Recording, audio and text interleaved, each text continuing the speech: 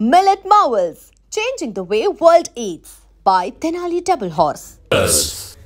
సుబ్రహ్మణ్యం, ఎంతైనా ఆర్కే మీ పార్టీ మనిషి, కానీ అతని వల్ల మీకు ఎప్పుడూ ఇబ్బందిగానే ఉండేది. ఈయనకి మాత్రమే కాదు, 10 రూపాయలు సంపాదించుకోవాలని కోరుకునే వాళ్ళందరికీ అతను అడ్డుగానే ఉండేవాడు. బతకడం తెలియనివాడు. అంతెందుకు, వ్యవసాయ మంత్రిగా ఉన్నప్పుడు అతని వల్ల నాకు ఏర్పడిన నష్టం అంతా ఇంత కాదు. అందుకే కదా వినాయకరావు మన సుబ్రహ్మణ్యాన్ని ఆర్కేకి బదులుగా తీసుకురావాలనుకున్నది. రేపు మీరు మంత్రి అయితే జేఎస్కి ఏమిటి లాభం? అరే, ఏం కావాలో మీరు చెప్తే చాలు. జేఎస్కి నీడలా ఎప్పుడు ఆయనతోనే ఉంటాను. ఉంటే బాగుంటుంది. లేకపోతే హార్ట్ అటాక్ ఆర్కేకి మాత్రమే కాదు, రేపు మీకు వస్తుంది. అంతేనా జేఎస్?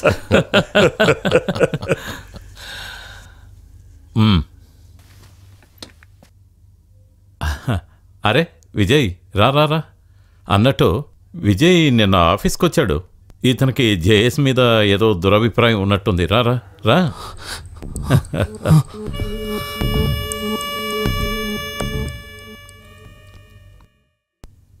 ఇతను మన శాస్త్రి గారి అబ్బాయి కదూ? పేరేంటి? విజయకృష్ణ. విజయకృష్ణ. ఎస్ ఎస్, నీ విషయం గురించి సుబ్రహ్మణ్యంతో మాట్లాడాను. అయినా మన చేతుల్లో ఏముంది? చాలా మంచి మనిషి. ఆత్మహత్య చేసుకోవడానికి కారణం ఏంటని ఎంత ఆలోచించినా నాకు అర్థం కావట్లేదు. 10 మంది ఏదేదో అనుకుంటున్నారు, అవన్నీ నిజం కాదని మనకి తెలుసు కదా విజయకృష్ణ. ఆ విషయాలేవి విజయ్కి తెలియదు అనుకుంటాను. నువ్వు మీ నాన్నతో గొడవపడి ఇంట్లోంచి వెళ్ళిపోవడం వల్లే ఆయన ఆత్మహత్య చేసుకున్నారని అనుకుంటున్నారు. చూడు, జేఎస్కి చాలామంది ఫ్రెండ్స్ ఉన్నారు. ఐ మీన్ యుఎస్లో కానీ మరో చోట కానీ నీకు మంచి ఉద్యోగం ఇప్పించాలని మేము ఆలోచిస్తున్నాం. వెళ్ళాలి. ఇక్కడి నుంచి దూరంగా వెళ్తేనే నీకు మనశ్శాంతి ఉంటుంది. తర్వాత వివాహం చేసుకుంటే ఓ కుటుంబం ఏర్పడుతుంది. లేదంటే మరణించిన వారి జ్ఞాపకాలతో నీ లైఫ్ స్పాయిల్ అవుతుంది. పాపం మా నాన్నగారు ఎవరికి ఏ ద్రోహం చేయకుండా జీవించిన పగటి వేషగాడు.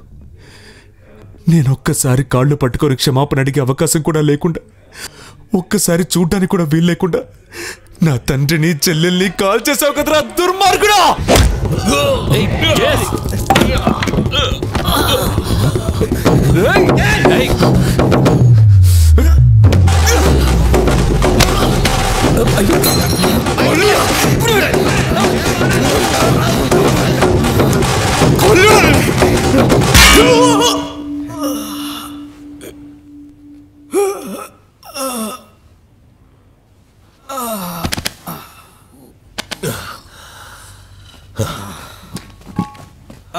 చాలు, వదిలేండి. ఎక్కడో చోట బతుకుతావులే అనుకుంటే నువ్వు మా మీదే కక్ష కట్టి ఇక్కడికి వస్తావా? జేఎస్ గుండెల మీద తన్నాడు. వీడు బతకడానికి వీల్లేదు. వద్దు, చంపద్దు. కానీ వీడిని ఇలా వదిలేస్తే మాత్రం ఈ కుప్పి గంతులు వాడు ఏం చేస్తాడు? చంపొద్దనే కదా జేఎస్ చెప్పాడు. ఇక ఈ విషయం గురించి వీడు కల్లో కూడా తలుచుకోకూడదు. ఒరే విజయ్గా, ఈ జన్మలో నువ్వు దేని గురించి ఆలోచించలేదు. నీకు కథ కళ ఒక్కటే తెలుసు, నాకు చాలా కళలు తెలుసు.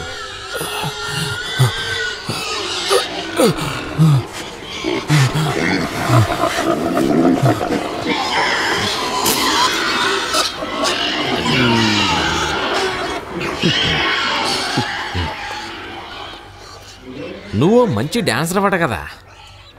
డాన్స్ అంటే నాకు చాలా ఇష్టం.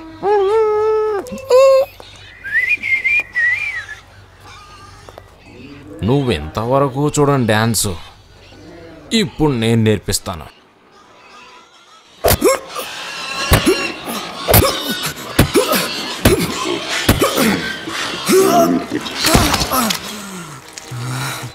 ఈవిడి కాళ్ళు 2 కలిపి కట్టండి రా. తప్పకుండా.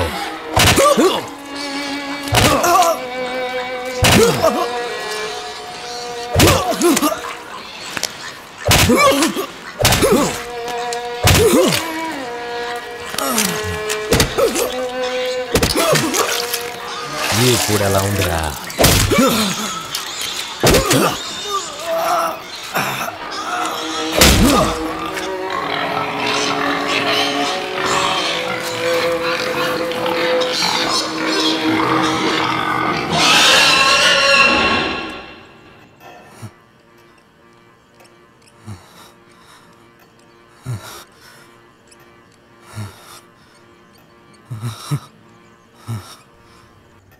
నువ్వెవరో, ఈ పరిస్థితికి కారణమేమిటో నాకు అంతా తెలుసు.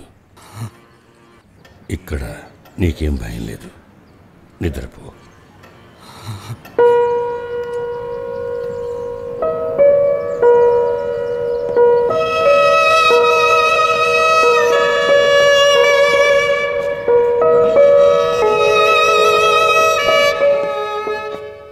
అక్కడి నుంచే నా జీవితంలో రెండో భాగం మొదలైంది. నాకు మాధవరావు గారితో పరిచయం అయినప్పుడు బాధతోనూ ప్రతీకారంతోనూ ప్రార్థనలతోనూ నిండుంది ఆ ఇల్లు.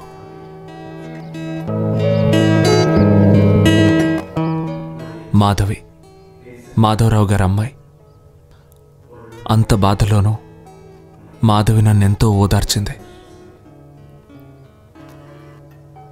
కొద్ది రోజుల్లోనే వాళ్ళ అమ్మగారు కూడా నాతో ప్రేమగా నడుచుకున్నారు. నిజం చెప్పాలంటే ఆవిడ నన్ను కన్న బిడ్డలా చూస్తున్నట్టు నాకు అనిపించేది. ఇది నీ సొంత ఇల్లే అనుకో, నేను మీ అమ్మనే అనుకో. ఒక్కరోజులో ఈ ఊరంతా నా గుప్పెట్లోకి తెచ్చుకోవాలని బయలుదేరిన వాడిని నేను.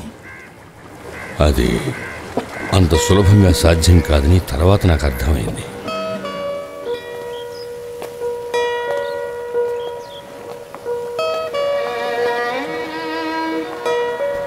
మా అన్నయ్య చనిపోయిన తర్వాత డాడీ అన్నిటినీ వదిలేసి దూరంగా ఉండిపోయారు.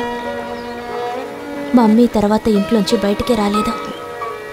ఇంతకాలానికి మళ్ళీ అమ్మ మొహంలో నవ్వు చూసింది మీరిక్కడికి వచ్చిన తర్వాతే.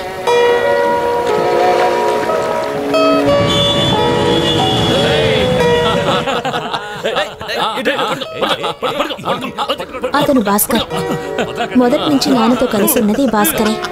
చాలా నమ్మకస్తుడు. మన కాలనీలోనే భార్య కొడుకుతో ఉంటున్నాడు. అతని పెళ్లి జరిపించింది డాడీయే. అతను జేమ్స్. మాకు అఫీషియల్ డ్రైవర్ అతని. ఎంతమంది డ్రైవ్ చేసినా జేమ్స్ డ్రైవ్ చేస్తేనే డాడీకి తృప్తిగా ఉంటుంది. అదిగో భాస్కర్ పక్కన ఉన్నది అస్రఫ్. డాడీ చిన్నప్పుడు స్నేహితుడి కొడుకు. వాళ్ళ నాన్న చనిపోయినప్పుడు డాడీ అస్రఫ్ ఇంటికి తీసుకొచ్చారు. అదిగో అతని చార్లీ. ఎక్కువగా మాట్లాడు, చిరునవ్వే సమాధానం. ఏం చేసినా పద్ధతిగా ఉంటుంది. అలాగే మహేష్, గోపి, జయశంకర్ అలా చాలా మంది ఉన్నారు. ఎవరిని డాడీ రమ్మనలేదు. ఒక్కొక్కరు ఒక్కొక్క స్టేజ్లో డాడీ దగ్గరకు వచ్చి చేరిపోయారు. చివరి దశలో నాన్నని ఎంతో ప్రేమగా చూసుకున్నారు. విన్సెంట్ గారి కనుక లేకపోతే నేను ఎప్పుడూ ఆత్మహత్య చేసుకునేవాడిని. విన్సెంట్ గారు ఇప్పుడు కొంచెం కష్టంలో ఉన్నారు. అయినా ఎవరొచ్చి ఏ సహాయం అడిగినా వెంటనే చేస్తారు. ఇంకా ఎంతో కాలం పట్టదు పాత స్థితికి చేరుకోవడానికి. అందుకు కావాల్సిన ప్రయత్నాలు మొదలయ్యాయి.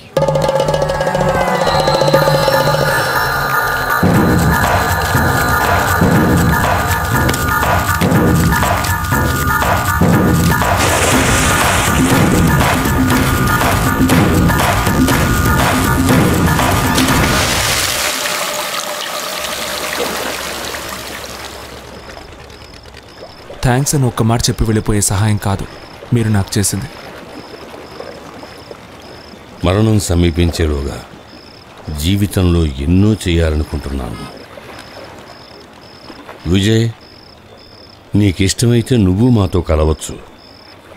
అవసరం లేదని నువ్వు అనుకుంటే మనం స్నేహితులుగానే విడిపోదాం.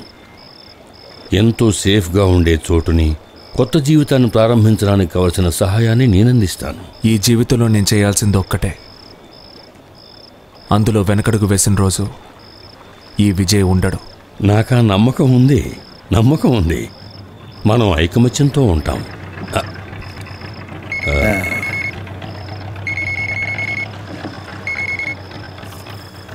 ఎస్.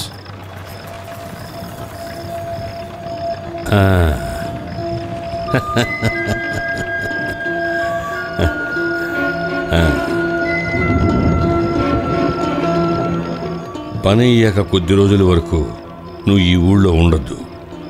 నువ్వెప్పటికీ తిరిగి రావని వాళ్ళు అనుకోవాలి. అదే మనకు కావాలి.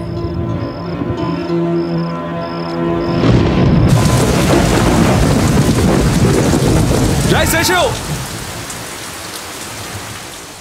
బయటికి రారా.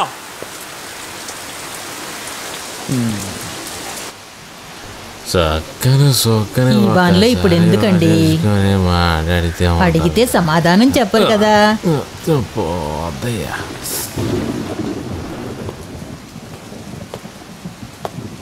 ఇన్స్పెక్టర్ గారు,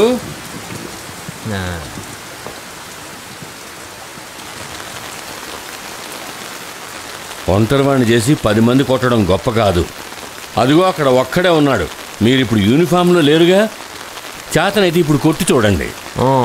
ఒకసారి అంతగా బుద్ధి చెప్పినా మళ్ళీ వచ్చాడా? తమరైనా వీడికి తోడు. నువ్వు ఇంకా ఇంటికి పోలేదేంట్రా? నీకు నేను కొత్త రకం డ్యాన్స్ నేర్పించానుగా.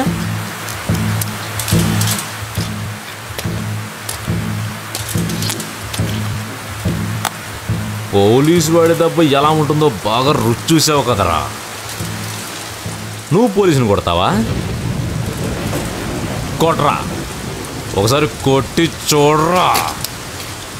కొట్రా రే, కొట్టు, కొట్టరా. ఆ వెధవని ముక్కలు ముక్కలుగా నరికిపారాయన్నా.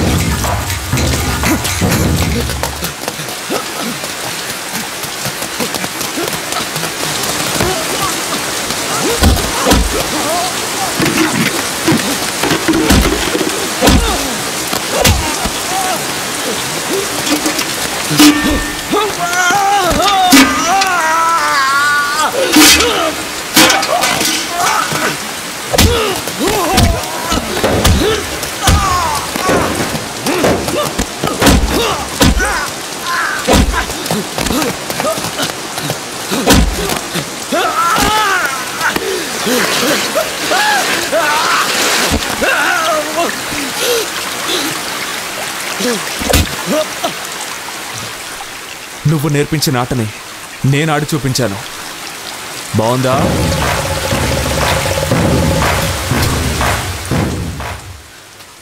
ఆ రోజు నుంచే నా కొత్త జీవితం మొదలైంది. ఒక కథకళి డాన్సర్ అయిన నేను మాధవరావు గారికి విశ్వాసపాత్రుడిగా మారాను. దయా దాక్షిణ్యాలు పోయి నాలో కఠినత్వం, ఆవేశం చోటు చేసుకున్నాయి.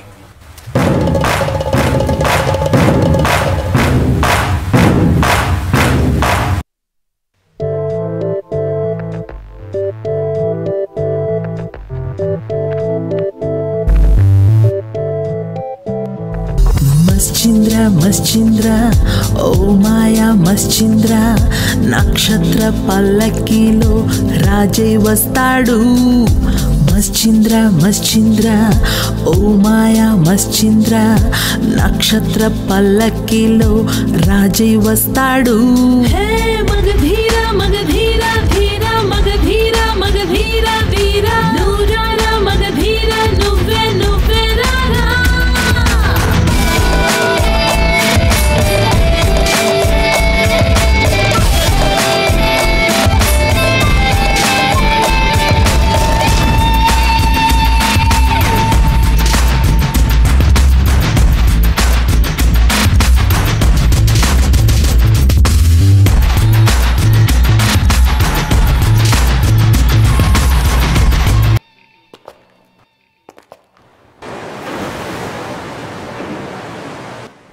రాయవరం బ్రిడ్జ్ దాటి 3 మీటర్ల ముందుకు రావాలి. రోడ్డు దాటితే లెఫ్ట్లో ఒక పక్కగా మా సుమో ఉంటుంది. అక్కడి నుంచి దాదాపు 2 కిలోమీటర్ల ముందు ఆ జంక్షన్లో ఒక టీ కొట్టు ఉంది. అక్కడ క్వాలిస్లో నువ్వు అష్రఫ్ ఉంటారు. వాళ్ల బండి AP 71039. బండి పాస్ అయిన వెంటనే సిగ్నల్ దాటి కాసేపు అయ్యాక వాళ్ళని ఫాలో చేయాలి. మీ కారున్న చోటుని వాళ్ళు క్రాస్ చేయగానే మీరు వాళ్ళని క్రాస్ చేసి ముందు నుంచి బ్లాక్ చేయాలి. మేము వాళ్ళని వెనక నుంచి బ్లాక్ చేస్తాం. సరే. 1, 2 కాదు 15 కోట్ల రూపాయల ప్లాన్ ఇది. అనవసరంగా తొందరపడి విషయాన్ని చెడగొట్టకండి. చార్లీ, నీకే చెప్తున్నది, ఈ విషయంలో ఏమాత్రం తొందరపడద్దు. చార్లీ, కారు రా, త్వరగా వస్తున్నాను రా.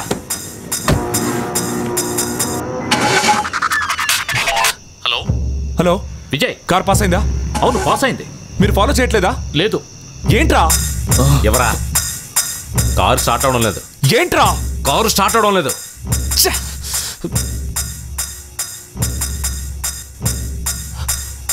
జరుగు. కారు వస్తుంది.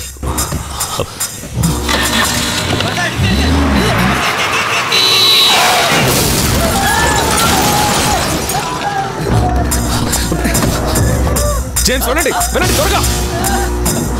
భాస్కర్, కార్ లోపల చూడు త్వరగా. అలాగే అలాగే. దొరికిందా?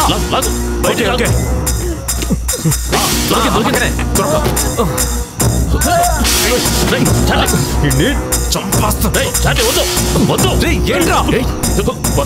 రండి. త్వరగా రండి.